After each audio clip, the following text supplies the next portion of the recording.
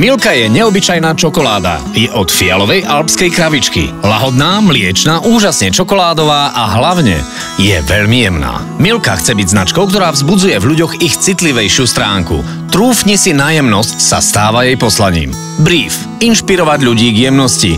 Budovať celkové povedomie o značke, aby sami šírili posolstvo kampane. Stratégia? Využiť existujúci mediálny priestor a v nečakaných situáciách od plochy k ploche umiestniť na mieru šitý odkaz. V kampani bolo použitých viac ako 60 rôznorodých odkazov inšpirujúcich k jemnosti. Dnešný frajer na záver je Cristiano Ronaldo, ktorý ukázal, že nie je iba veľký macher, ale má aj jemnú dušu. Trúfol si na jemnosť. Po chmúrnom dni nikomu neuškodí trošku jemnosti, tak si trúfnite povedať svojim blízkym niečo milé. Trúfnite si byť jemnejší. 31% nárast v počte fanúšikov na Facebooku a zvýšenie podielu na trhu v čase kampane o 3,1%.